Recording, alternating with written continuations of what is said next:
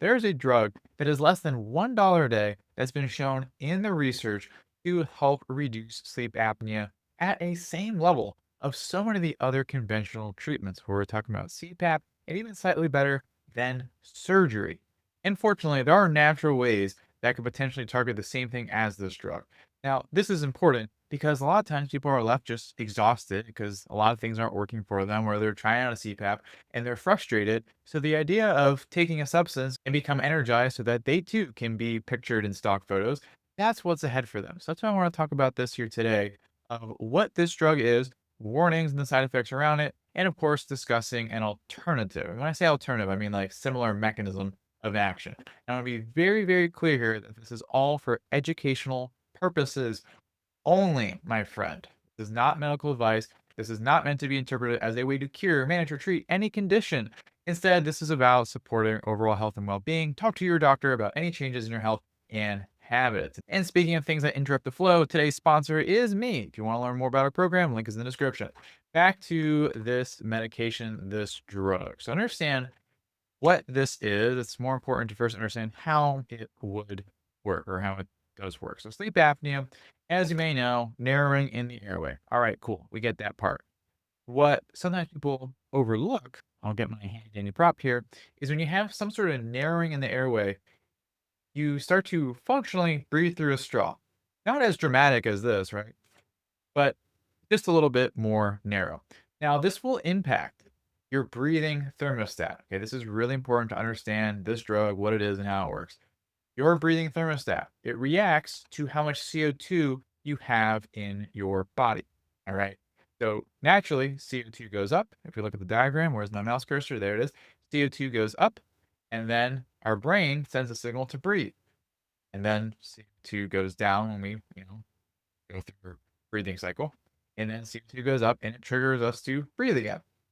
Now, when you have a more narrow airway and you're breathing a little faster, this will throw off this thermostat and you'll be oversensitive.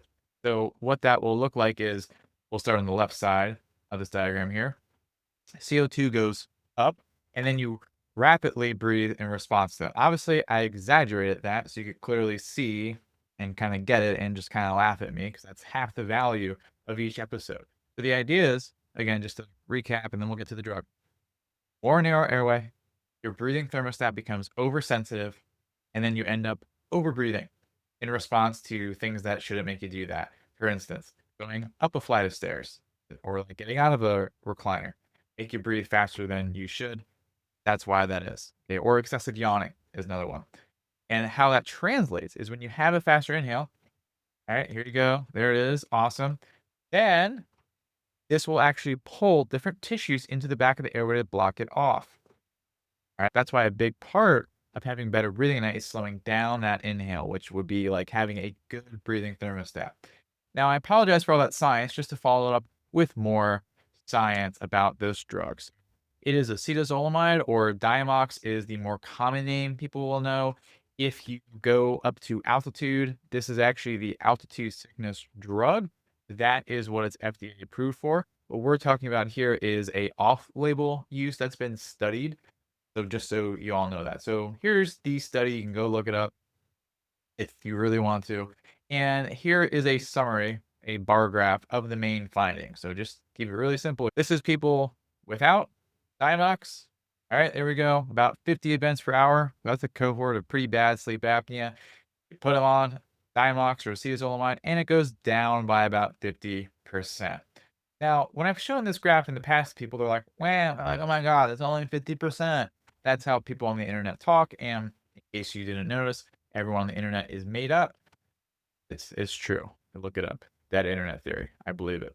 Now, here's the thing. If it's half, let's put that into comparison of others. So if you look up what is the typical percent reduction in AHI, which is like your sleep apnea severity, the typical reduction is as follows. So we have our 50% sort of control here, if you for acetazolamide slash Diamox, and then CPAP is going to be at 66%. So it's not that dramatically different, right? We have a mouth guard at 55% and surgery hovering around 45%. So it's kind of on par with a lot of these different treatments.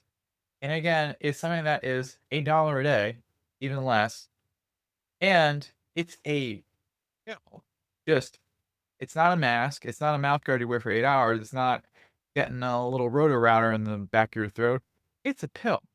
So that begs the question, why isn't this used more often? So number 1 is side effects, and I put on a tinfoil hat. Number 1 is probably money, but let's talk about side effects so we can just give some benefit of the doubt. Diamox causes a lot of other systemic things. So, for instance, the very top thing is it is a diuretic. You will be peeing more if you were to take this. I'm not telling you to do that. It's a conversation for you and your doctor, my friend. And as a result of having more pee, more diuresis, if you want to sound really cool, you're going to have less fluid in your body. That's not sure why you haven't need to say that, but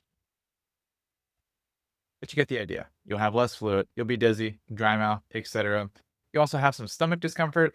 And is it not on here? How is it not on here? Tingling. You'll have tingling in your fingertips and your toes. Yeah, that'd be weird if the side effect was jazz fingers.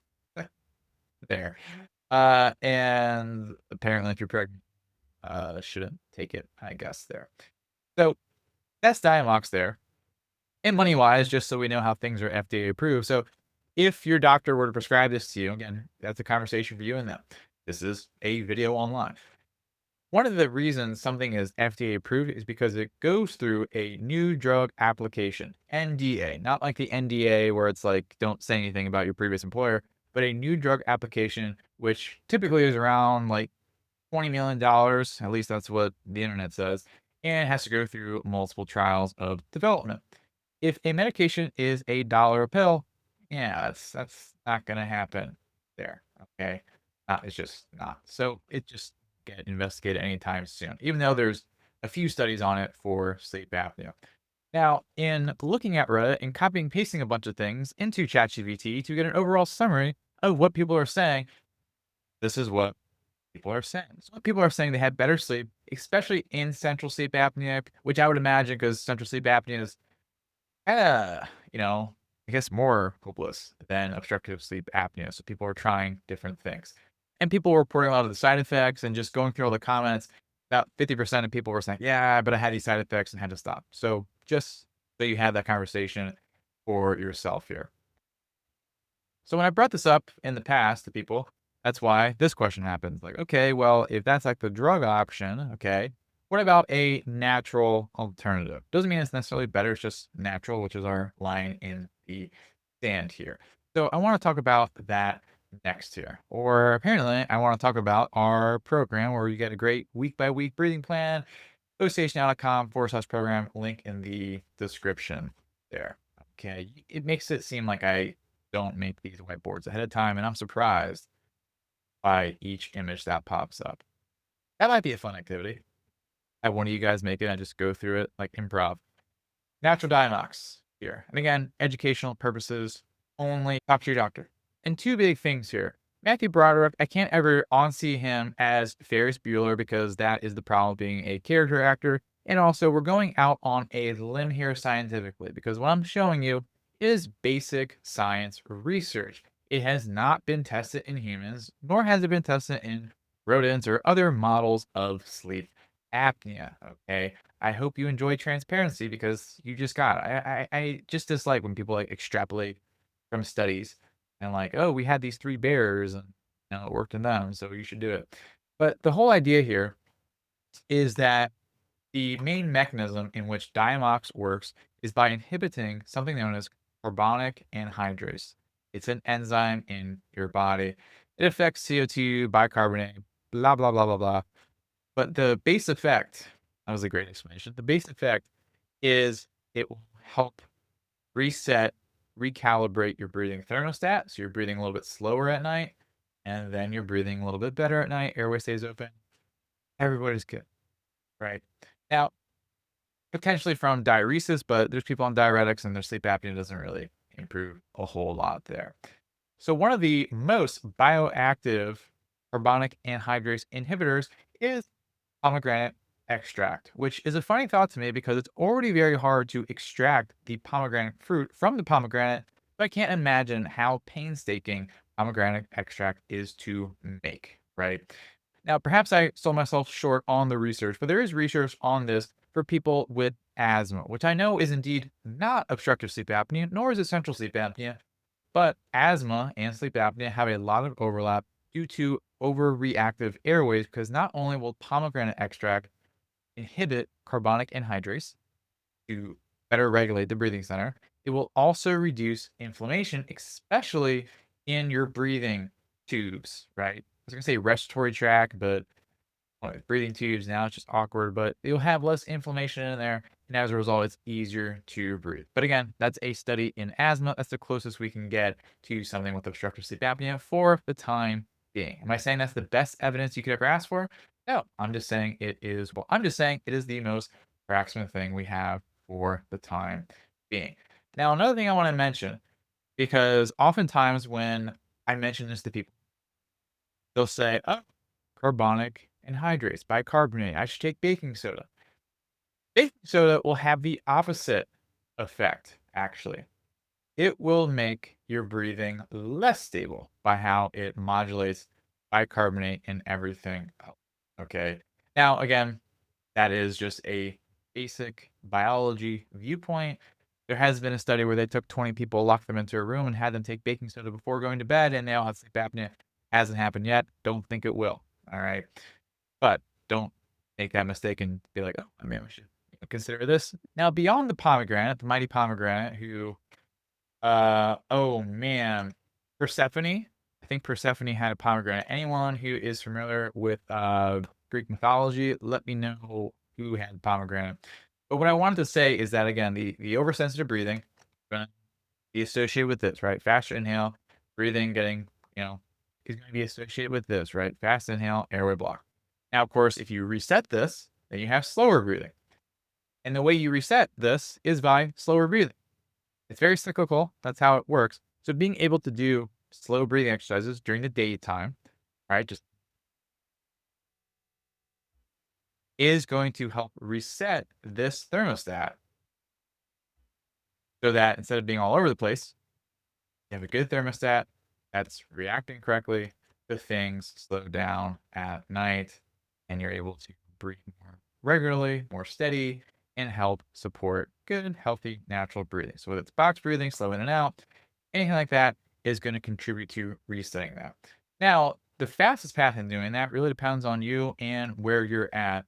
That's why we have our program here that's literally helping you find where you are on your path for resetting your breathing and being able to really meet you where you're at, have a plan for you so it's step by step and also tailored to where you are on your journey, and just really build from there and giving you lots of great tools, including direct access to me, so you always know what your next best step is. So if you want that, ochnow.com/program, or the links in the description, or sometimes thing pops up on the screen there. So there you go. I'm trying to make the episodes shorter, more to the point. If I'm still blabbing, let me know, and I will continue to probably. Well, I mean, I guess I did try to appease the audience on that one. Either way, thank you for watching. And if you're wondering why I was looking all over the place today, I had like usually I have the whiteboard over here, but I had it behind the camera and all over the place. Anyway, thanks for watching, and I'll see you soon.